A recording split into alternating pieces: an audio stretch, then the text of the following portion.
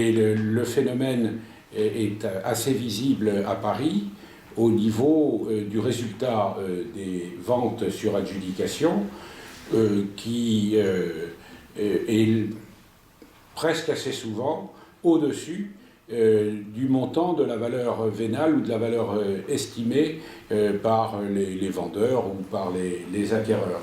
Pourquoi? Parce qu'il n'y a pas de marché actuellement à Paris, Ouais. il n'y a plus de construction, et donc Paris est devenu un emplacement en soi. En nombre, oui. Oui. Ça fait longtemps que, depuis plusieurs années, qu'en nombre, on a fortement chuté. On peut évaluer qu'on est à 50% en nombre de ce que l'on connaissait il y a 4 ou 5 ans. Ça, il n'y a pas de problème. En chiffres, le chiffre est toujours extrêmement soutenu par rapport au prix du marché. Premier principe, à Paris, tout se vend. Jamais on reste avec un bien sur les bras. Ouais. La règle du poursuivant qui a le risque de rester adjudicataire au montant de sa mise à prix, à Paris, est éminemment théorique. Je fais des ventes dans d'autres secteurs, sur toute la France, mais principalement dans la couronne parisienne. Il est vrai qu'autour de Paris, il y a des départements où le marché immobilier est largement plus délicat, et je pense en particulier à la Seine-Saint-Denis. Le bilan de l'année 2012, en chiffres, il est très bon. Il n'y a pas de problème de chiffre d'affaires, grâce au fait que, sur Paris en tout cas, les prix ont très très bien tenu. Et ça continue.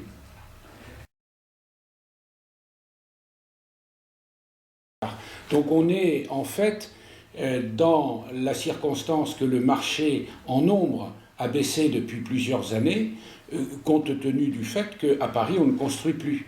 Donc il n'y a pas d'opérations nouvelles, il n'y a simplement que les opérations de départ et d'arrivée proportionnelles au départ. Et c'est tout. Donc c'est surtout ça. Il n'y a pas, par contre, on ne peut pas, sur Paris, ce n'est pas vrai ailleurs, mais sur Paris, se dire il y a un effet de la crise, et à cause de la crise, il y a plus de prêts qui marchent mal, et il y a plus de ventes judiciaires. On ne peut pas dire ça sur Paris. D'accord. On peut le dire sur d'autres départements avec un double phénomène. Alors le fait de la crise, d'une part, et d'autre part, un phénomène conjoncturel qui est peut-être dû à des excès du placement immobilier, et je pense aux lois Sellier.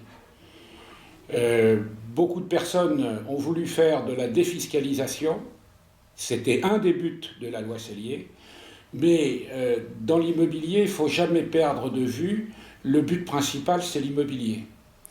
Et quand on achète n'importe quoi, qu'on ne vérifie pas la notion d'emplacement, est-ce que le bien restera de qualité longtemps après, est-ce qu'il pourra être loué, est-ce qu'il intéressera, si on ne vérifie pas ça, on court souvent à l'échec, et on a des reventes sur des opérations Sellier qui se passent très mal parce que ce qui a été acquis ne valait pas la valeur de la vente, et par voie de conséquence, l'opération foire parce que on n'a vu que l'intérêt fiscal et on n'a pas vu l'intérêt immobilier.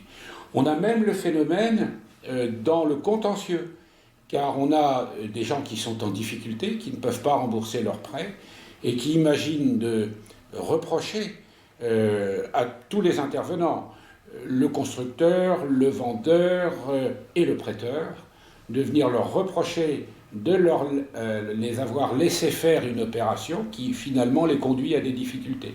Moi j'ai des dossiers dans le sud de la France notamment, sur le sud-ouest, c'est-à-dire le sud-ouest toulousain, etc., où il y a eu, on a construit trop vite, et après il y a eu des commerciaux qui ont réussi à vendre ce qui ne valait pas la peine.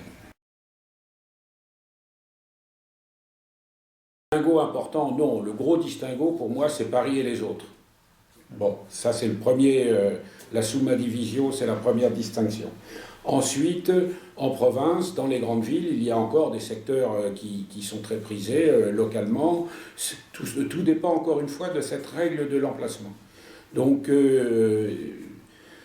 pour moi, l'essentiel est qu'effectivement, alors la banlieue parisienne souffre, ça c'est sûr. Je trouve que l'on vend encore très cher ce qui ne se revendrait pas au prix d'acquisition. On s'aperçoit que le coût de construction, c'est un autre phénomène, que le coût de construction est globalement identique partout où on va, indépendamment des prestations, et que par le fait de l'emplacement, on trouve tout de suite des biens qui valent très cher ou d'autres qui valent moins que le coût de la construction. Moi j'ai un exemple précis, car je suis élu local.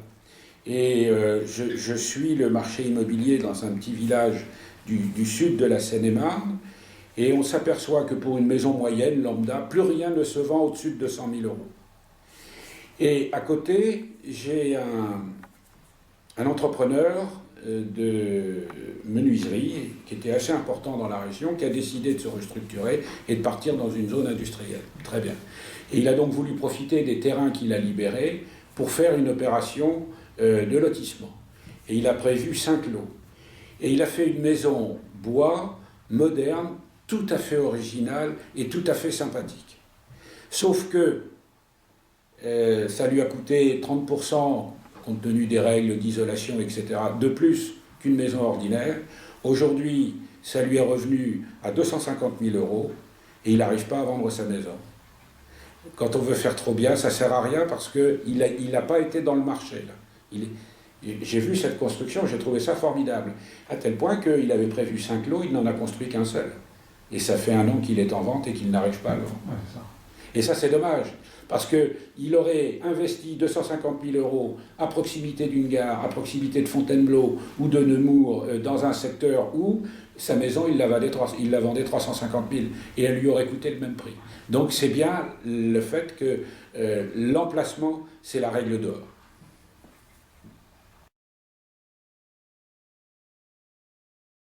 Oui, ça, on le voit quand, après une adjudication, on est surpris du montant. Je dis, tiens, j'avais pensé que ça vaudrait un peu plus. Ça ne manque pas. Dans les 10 jours, on a la surenchère. Et on arrive encore, après une surenchère où on a donc 10% de plus, on arrive encore à 10% de plus et des frais supplémentaires. On arrive encore à avoir des enchères qui montent encore. Et donc c'est que le bien, la première fois, c'était mal vendu ça peut vous intéresser, par suite d'une mauvaise publicité, d'une mauvaise présentation. J'ai l'exemple. Dans mon cabinet, j'ai pas fait attention à une publicité, j'allais dire une publicité d'été, ouais. Donc, et on a vendu des appartements à usage commercial. Et en fait, j'ai compris à l'époque des visites, donc là on était au mois de septembre, qu'il y avait quelque chose qui n'allait pas. Effectivement, le dernier usage de ces appartements était un usage commercial. Mais en fait, c'était des appartements d'habitation. Donc, par la publicité, les gens qui cherchaient de l'habitation ne se sont pas intéressés. Et ça n'a intéressé que des commerciaux qui voulaient utiliser des bureaux. On était dans le 12e arrondissement. Ce n'est pas un secteur dément ou très intéressant pour les bureaux. Et donc, ça s'est mal vendu. J'ai été furieux à l'intérieur du cabinet. Qui m'a fait cette mauvaise pub? Qui a fait ça? C'était un associé qui n'avait pas vu le coup, qui n'avait pas spécialement fait attention, qui s'était conformé au cahier des conditions de vente. Mais ce n'était pas l'usage réel que pouvait. Ça n'a pas loupé, fort heureusement pour nous, il y a eu une surenchère. Et on est passé du simple au double. Parce que, dans le cadre de la surenchère, j'ai attiré l'attention de l'avocat qui refaisait la publicité sur surenchère en disant « Attention, c'est un appartement qui a eu un usage commercial, mais c'est un appartement. » Donc il est répertorié dans le règlement de copropriété comme ça. Signalez bien que c'est un appartement. Et là, on a retrouvé la valeur presque normale du prix, grâce à la surenchère. Vous pouvez nous rappeler la procédure à partir du moment où la surenchère est déposée? comment ça se passe après? Il y a une nouvelle vente qui est programmée? Alors, à l'occasion d'une surenchère, c'est une nouvelle mise en vente. La surenchère annule les effets de la première adjudication. Donc, on se situe comme si on était avant la première adjudication, et donc on refait une publicité, généralement la même, identique à la première fois, simplement avec un montant de mise à prix qui est différent, puisque c'est le montant de la première adjudication plus 10%. Donc on fait une publicité, il arrive que l'on refasse une visite, quand le bien en vaut la peine, on refait une visite, et l'affaire arrive à l'audience dans les mêmes conditions qu'à la première vente. D'ailleurs, ça se vend à la même audience, le même jour que les autres affaires, entre guillemets, ordinaires, et on reporte des enchères dans les mêmes conditions de garantie et de concurrence que pour la première vente. D'accord. À l'occasion d'une surenchère, c'est une nouvelle mise en vente. La surenchère annule les effets de la première adjudication. Donc on se situe comme si on était avant la première adjudication, et donc on refait une publicité, généralement la même, identique à la première fois, simplement avec un montant de mise à prix qui est différent, puisque c'est le montant de la première adjudication plus 10%. Donc on fait une publicité, il arrive que l'on refasse une visite, quand le bien en vaut la peine, on refait une visite, et l'affaire arrive à l'audience dans les mêmes conditions qu'à la première vente. D'ailleurs, ça se vend à la même audience, le même jour que les autres affaires, entre guillemets, ordinaires, et on reporte des enchères dans les mêmes conditions de garantie et de concurrence que pour la première vente. D'accord. Donc un seul surenchérisseur pour donc déclencher le processus, oui. Et une nouvelle enchère où tout le monde peut surenchérir. Il peut y arriver qu'il y ait plusieurs surenchérisseurs. On a déjà vu sur des ventes un peu chaudes, qui intéressaient beaucoup de monde, avoir plusieurs surenchères qui s'ajoutaient les unes aux autres. C'est-à-dire qu'à défaut par le premier de faire la publicité, c'est le second qui lui fait également, et ainsi de suite. Bon, c'est un peu exceptionnel, là, on rentre dans des choses rares. Enfin, ça permet quand même de rectifier les... Ah oui. Ça permet de rectifier les... Là, on avait un exemple par rapport à une erreur qui n'avait pas été appréciée lors de la publicité. Comme quoi, les publicités, la présentation est extrêmement importante.